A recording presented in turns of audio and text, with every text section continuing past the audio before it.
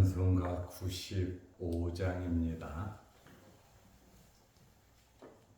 찬송가 95장. 나의 기쁨 나의 소망 되시며 나의 생명이 되신 주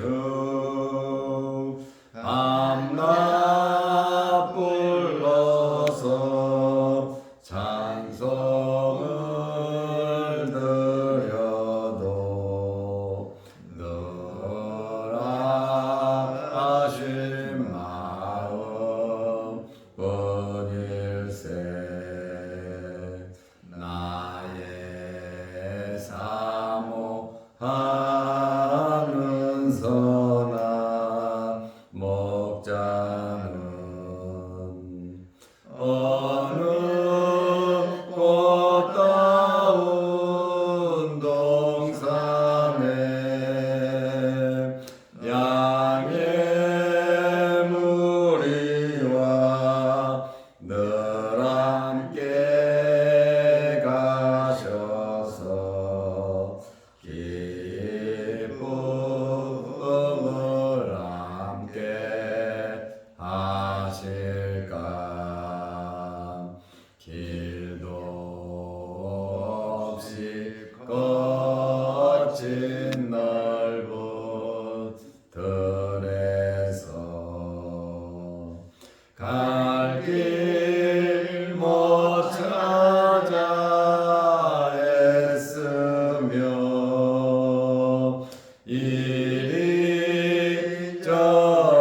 이리저리로 헤매는 내 모양 저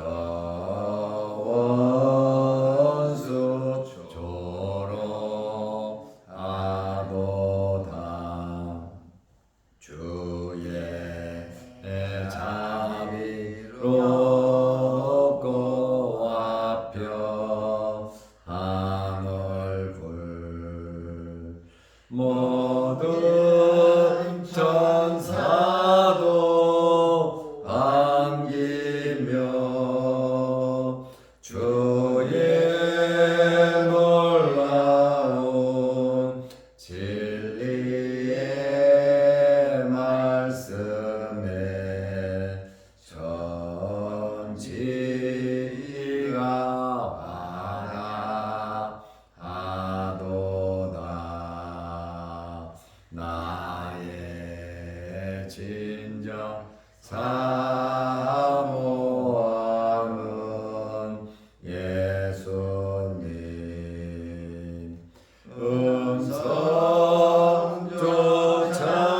음성조차도 반갑고 나의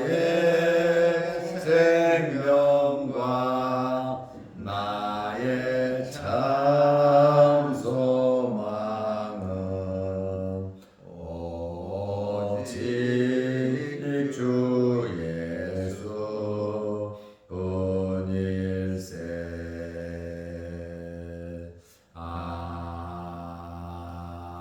아멘. 사도신경으로 우리의 신앙을 고백하겠습니다. 전능하사 천지를 만드신 하나님 아버지를 내가 믿사오며 그 외아들 우리 주 예수 그리스도를 믿사오니 이는 성령으로 잉태하사 동정녀 마리아에게 나시고 본디오 빌라도에게 고난을 받으사 십자가에 못 박혀 죽으시고 장사한 지 사흘 만에 죽은 자 가운데서 다시 살아나시며 하늘에 오르사 전능하신 하나님 우편에 앉아 계시다가 저리로서 산 자와 죽은 자를 심판하러 오시리라. 성령을 믿사오며 거룩한 공회와 성도가 서로 교통하는 것과 죄를 사하여 주시는 것과 몸이 다시 사는 것과 영원히 사는 것을 믿사옵나이다. 하나님의 말씀 누가복음 15장 29절에서 32절입니다. 아버지께 대답하여 이르되 내가 여러 해 아버지를 섬겨 명을 어김이 없거늘 내게는 염소 새끼라도 주어 나와 내 벗으로 즐기게 하신 일이 없더니 아버지의 살림을 창녀들과 함께 삼켜버린 이 아들이 돌아오매 이를 위하여 살찐 송아지를 잡으셨나이다. 아버지가 이르되 너는 항상 나와 함께 있으니 내 것이 다 내 것이로되 이 내 동생은 죽었다가 살아났으며 내가 잃었다가 얻었기로 우리가 즐거워하고 기뻐하는 것이 마땅하다 하니라. 아멘. 32절 말씀까지 보았습니다. 오늘은 맏아들의 엄청난 불만에 대해서 말씀을 드리려고 합니다. 집을 나간 동생이 둘째 아들이 쫄딱 망해서 거지가 돼서 집으로 돌아왔습니다. 아버지는 건강하게 또 깨닫고 있는 그대로 돌아온 아들이 너무너무 귀해서 살찐 송아지를 잡고 대대적으로 아버지는 환영을 했습니다. 이에 대한 형 맏아들은 엄청나게 불평 불만을 토로했습니다. 피를 나눈 형제요 가족임에도 불구하고 이렇게 불평 불만을 가진 맏아들의 모습을 보게 됩니다. 또한 아버지의 끔찍한 사랑의 모습도 발견하게 됩니다. 맏아들은 아버지의 사랑의 행동, 둘째 아들을 받아들이고 신분을 회복시키고 잔치를 한 것에 대한 엄청난 불만이 있었고 또 돌아온 동생에게 대해서도 사랑하는 마음이 손톱만큼치도 없었다라고 하는 것을 발견하게 됩니다. 이 맏아들은 동생의 잔치 자리에 들어가기를 원치 않았습니다. 28절에 보면 노하여 굉장히 분노를 일으킵니다. 일시적으로 화가 난 것이 아니라 오랫동안 동생에 대한 원망과 불평이 있었는데 이제 폭발하고 만 겁니다. 아버지가 권하지요. 그래도 동생입니다. 피를 나는 동생입니다. 들어오라.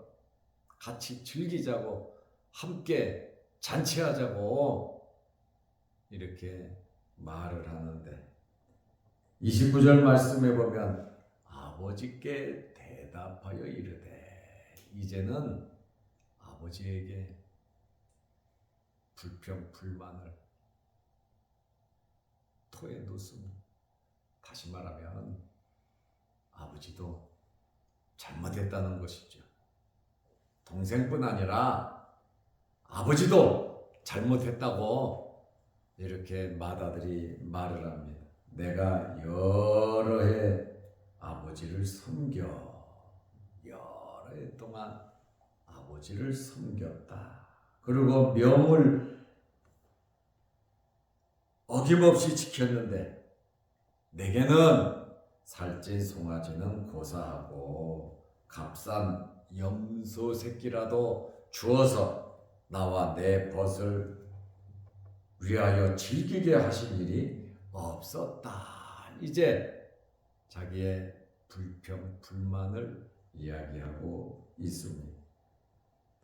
맏아들은 아버지를 여러 해 섬겼고 아버지의 말에 어김없이 순종했다고 말을 하고 있습니다. 이 말씀의 의미를 보면 아들로서 섬기고 순종한 것이 아니라 일만 하면서 노예처럼 살았다는 거예요.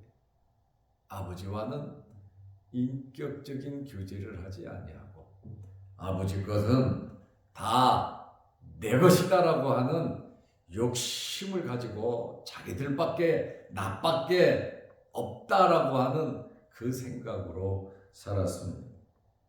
맏아들은 아버지가 좋아서 감사해서 고마워서 또 돌봐줘서 울타리가 돼주고 그늘이 돼주고 또 아버지의 엄청난 그 재산을 3분의 2나 그 아들에게 주었지만 그것이 감사하고 고맙고 인격적이고 존경하고 사랑하는 것이 아니라 의무감으로 어쩔 수 없이 섬겼음을 우리는 알 수가 있습니다. 어떻게 보면 내적으로 진짜 이른 아들은 맏아들이다 그 말이에요. 그렇게 사랑하고 아끼고 위하고 베풀고 모든 것을 다해 주었지만 진짜 마음적으로 이른 아들은 맏아들인 것을 우리가 알 수 있습니다. 둘째는 많은 실수를 했지만 회개하고 돌아왔죠. 세리와 죄인들.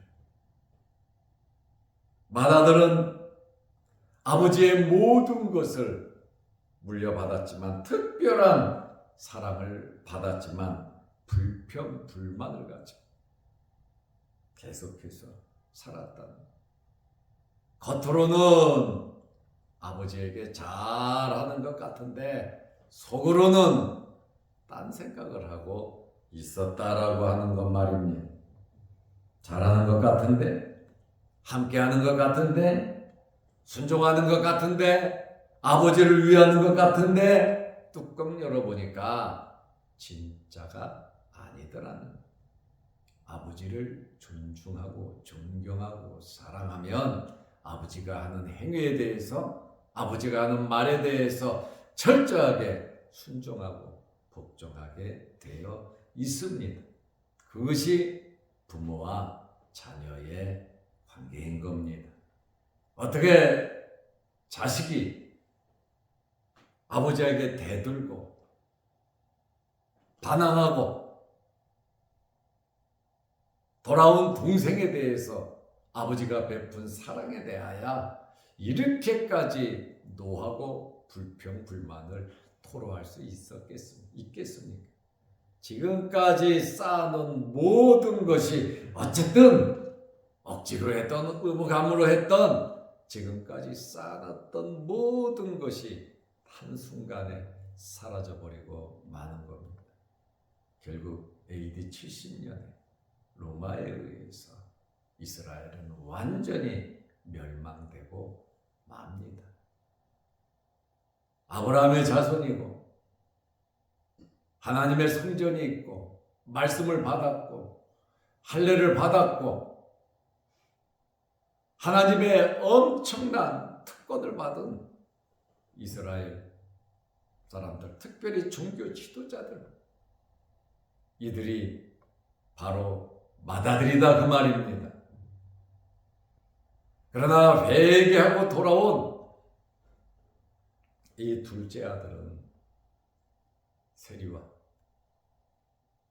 죄인들을 또 이방인들을 의미하고 있습니다. 이렇게 맏아들은 아버지에게 불평, 불만을 토로했습니다. 나를 위해 염소 새끼라도 주어 잔치해 준 적이 없다. 염소 새끼는 송아지 하고는 비교할 수 없겠죠. 아버지가 편애한다는 거예요. 그리고 아버지의 이러한 태도는 공의에서 어긋난다는 거예요. 나간 자식 다 탕진하고 왔는데 그거를 왜 받아들이냐고 하는 그러한 말입니다. 잘한 사람에게는 상 주고 잘못한 사람에게는 벌을 주어야 하는데 아버지 잘 섬긴 나는 아무것도 염소 새끼도 주지 않고 가산을 탕진한 거지가 돼서 돌아온 저 둘째 저 자식은 아버지가 송아지 새끼를 잡아 잔치를 해주고 아버지의 행위에 대해서 맏아들은 불평 불만을 가진 겁니다. 지도자가 하는 일에 대해서 어른이 하는 일에 대해서 물론 실수도 있고 허물도 있겠지만 같은 구성원들은 믿어주고 따라주는 것이 굉장히 중요한 일입니다. 맏아들의 마음속에는 재산을 탐진하고 온 아들을 위해 잔치한 것이 잘못됐다는 거예요. 이제 막 나갑니다. 속에 있는 이야기를 하고 맙니다.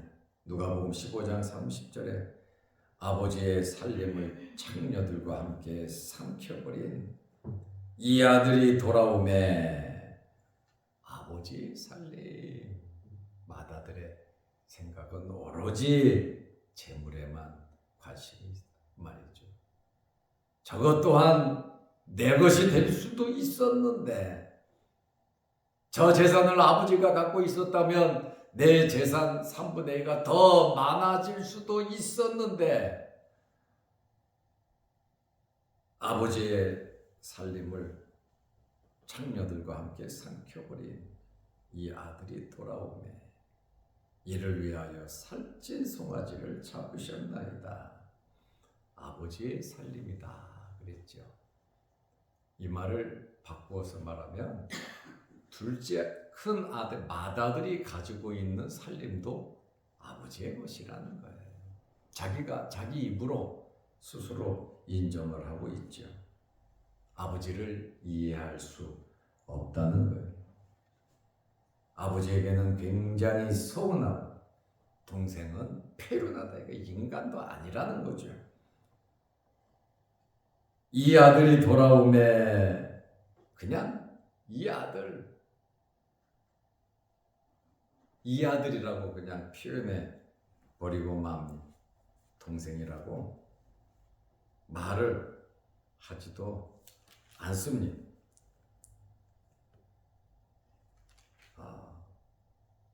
예수님에 대해서 지금 예수님께서 비유를 하게 된 이유가 있어요. 목적이 있어요. 누가복음 15장에는 세 가지의 비유가 있다 그랬죠.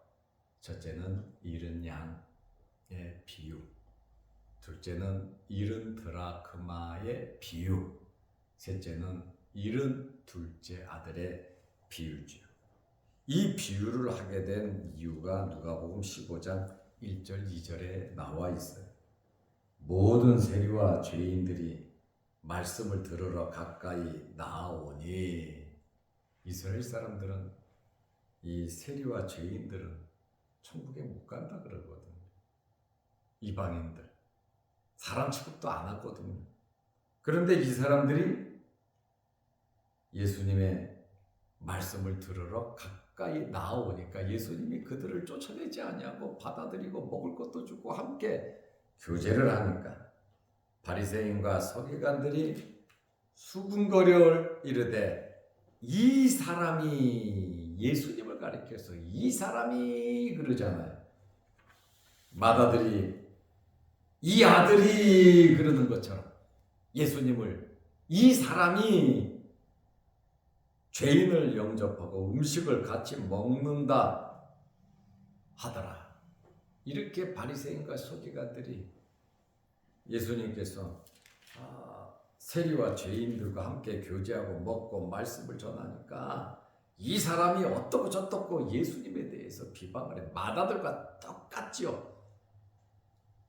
그래서 예수께서 비유로 이르시되 3절부터 지금 세 가지의 비유, 바로 이 사람들은 잃은 자들이다 라고 하는 둘째 아들을 이렇게 또 빗대서 맏아들 이스라엘 사람 서기관 바리새인들과 빗대서 이야기를 하고 있는 겁니다. 맏아들은 가산을 탕진한 둘째에게 엄청난 불만이 있었어요. 오로지 재물에만 관심이 있었고 동생이 어떻게 살았는지, 어떻게 고생했는지, 어떤 환경에서 돌아왔는지 그것에 대해서는 일절 관심도 없었다는. 아버지는 맏아들에게 너는 장자가 아니냐 하면서 맏아들의 자리를 인정하면서 아버지가 말합니다. 누가복음 15장 31절에 아버지가 이르되 맏아들의 이야기를 다 들어보고 불평 불만을 토로하니까 너는 항상 나와 함께 있으니 내 것이 다 내 것이로되. 얼마나 큰 복을 받았습니까? 쫓아내지 않고 원망과 불평, 의무감으로 잘못 살고 있는 것을 알고 있음에도 불구하고 아버지는 네가 깨닫겠지, 세월이 지나면 철이 들겠지 하면서 참고 인내하고 선지자들을 계속해서 말씀을 주었잖아요. 너는 나와 항상 함께 있었고 내 것이 다 내 것이로되. 하나님의 엄청난 복과 특권이 있었음을 말하라고 아버지가 그늘이 되어서 지켜주었다는 거예요. 이 자체를 아버지의 그늘, 하나님의 그늘, 하나님의 마음, 성경이 말하는 그 이치, 원리, 그것을 몰랐다는 거예요. 우리는 하나님의 마음을 알도록 노력해야 합니다. 세상에서 아무리 바쁘고 급하고 어려운 일이 많다 할지라도 어떤 환경에서든지 아버지의 마음을 알아야 합니다. 아버지의 마음을 알도록 노력하시기를 바랍니다. 어제 우리 둘째가 일본으로 갔습니다. 나이가 이제 34살이면 뭐 다 컸지요.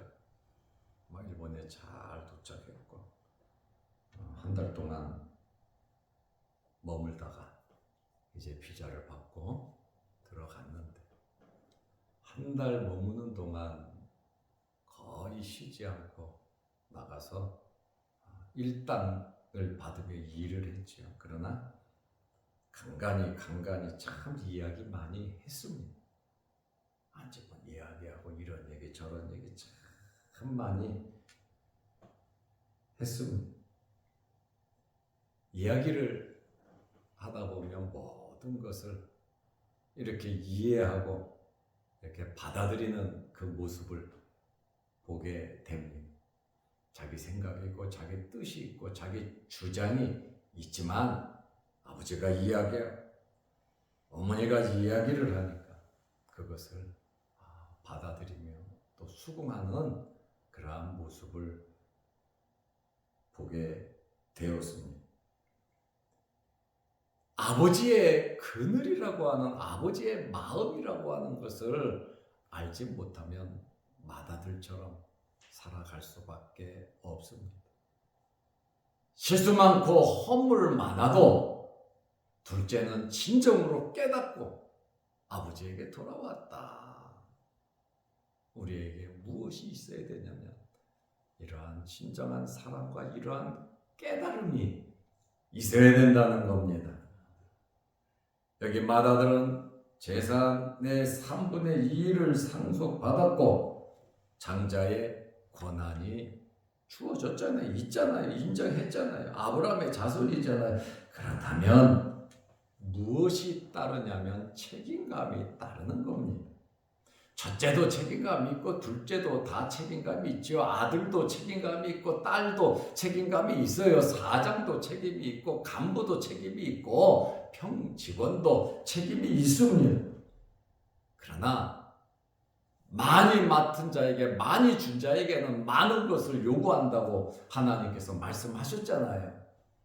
우리에게 주어진 위치와 환경에서 우리는 넓게 바라보면서 살아가야 하는 것입니다. 많이 준다는 것은 그만한 이유가 있지 않겠습니까? 같은 자식인데 왜 큰아들은 3분의 1을 주고 작은 아들은 3분의 1을 줍니까? 거기에는 하나님의 특별한 이유가 있고, 우리도 큰아들, 작은아들, 또 아들, 딸 하는 거 보면 뭐 다 똑같다고 하지만 우리의 마음이 다르잖아요. 왜 옛날 어른들이 아들만 낳으려고 그러고 모든 유산을 왜 아들에게, 주로 아들들에게 이렇게 나누어 주었습니까? 그렇게 할 때는 옛날 어른들도 그만한 이유가 있었다는 거예요. 지금이야 다 그렇지 않지만 넓은 마음으로 살으라는 거죠. 아버지 대신 모든 것을 보듬으면서 살으라고 하는 것이죠. 밑에 동생들, 조카들 할 것 없이 잘 품어서 돌보라고, 맏아들이라고 하는 것은 아주 중요해요. 그렇다고 뭐 둘째, 셋째 함부로 하라는 것은 아니에요. 둘째, 셋째도 아버지의 권한을 그대로 인정하면서 가정의 질서가 있어야 되는데, 이 질서가 깨지면 가정은 존속되지 않습니다. 절대적으로 맏아들, 제가 늘 말하잖아요. 큰 사람이 잘해야 된다. 뭐든지 있든지 없든지 주려고 애를 쓰고 베풀려고 애를 쓰고 품어주려고 애를 쓰고 하다 보면 잘 됩니다. 어려워도 힘들어도 십자가 지고 맏아들이 큰 자가 베풀다 보면 동생들은, 어린 사람들은 바보입니까? 같이 잘 살기 위해 서로 노력하게 되어 있습니다. 어렵다고 신경 안 쓰면 더 어려워지는 겁니다. 아버지가 맏아들에게 잔치를 베풀 수밖에 없는 이유를 말을 합니다. 32절에 이는 네 동생은 죽었다. 이 아들이라고 막 창기까지 덜먹이면서 아주 불평, 불만을 토로하는데 아버지는 뭐라 그럽니까? 내 동생이다. 내 동생은 죽었다가 살아났는데, 사람이 어떻게 그럴 수가 있냐 이거예요. 죽었다가 살아났는데, 잃었다가 얻었는데, 야, 기뻐하고 즐거워하는 거, 이게 당연하고 마땅한 것이 아니냐. 아버지의 그 뜨거운 마음을 우리는 여기서 엿볼 수 있습니다. 이 아버지는 하나님을 가리킵니다. 맏아들은 유대인들을 가리킵니다. 둘째 아들은 세리와 죄인들, 이방인들을 가리킵니다. 유대인들은 자기들만 천국에 간다 그래요. 아브라함의 자손. 하나님의 말씀도 받았고 할례도 받고 성전도 있고, 우리는 하나님의 특별히 선택받은 자들이다 해서 자기들만 천국 가고 나머지 세리, 죄인들, 이방인들 사람 취급도 하지 않았습니다. 누구와 같냐? 맏아들과 같다 그 말입니다. 그러나 죄인들, 이방인들 얼마나 죄 잘 짓습니까? 그러나 하나님께 돌아오고 나면 그 또한 아브라함의 자손이 되는 거잖아요. 육신은 이방인일 수 있어도 영적인 하나님의 자녀, 영적인 아브라함의 자손이 되는 겁니다. 오늘 우리는 짧은 이 세상의 삶 속에서 하나님 아버지의 사랑을 품고 이 세상에는 맏아들 같은 사람도 있고 둘째 아들 같은 사람도 있습니다. 또 여러 종류의 사람들이 있고 많은 일들이 있지만 우리는 하나님의 백성으로서의 삶을, 하나님의 자녀로서의 삶을 살아가시기를 바랍니다. 기도하겠습니다. 하나님 아버지, 누가복음 15장을 통해서 하나님의 마음을 우리가 헤아려 알게 하시고 우리가 이방인들이었는데 하나님의 특별한 은혜와 사랑으로 하나님의 선택으로 둘째 아들과 같이 천국 백성이 되었습니다. 우리 남은 생에 하나님의 그 큰 사랑에 감사 감격하며 하나님을 잘 섬기며 맡은 직분 사명 감당하며 살아가게 하여 주옵소서. 이제 추석 연휴 이제 끝나갑니다. 지켜주시고 오늘 2.3 여전도에 야유회가 있어 가는 길 오는 길 하나님 지켜 주옵소서. 오늘도 이 새벽에 기도합니다. 우리의 기도 제목마다 하나님께서 이루어 주옵소서. 또한 영상 유튜브를 보면서 함께 말씀으로 은혜 나누는 성도들에게도 크신 복을 내려 주옵소서. 예수님의 이름으로 기도드리옵나이다. 아멘. 하늘에 계신 우리 아버지여, 이름이 거룩히 여김을 받으시오며 나라의 마옵시며 뜻이 하늘에서 이룬 것 같이 땅에서도 이루어지이다. 오늘날 우리에게 일용할 양식을 주옵시고 우리가 우리에게 죄 지은 자를 사하여 준 것 같이 우리 죄를 사하여 주옵시고 우리를 시험에 들게 하지 마옵시고 다만 악에서 구하옵소서. 대개의 나라와 권세와 영광의 아버지께 영원히 있사옵나이다. 아멘. 자유롭게 기도하시기 바랍니다.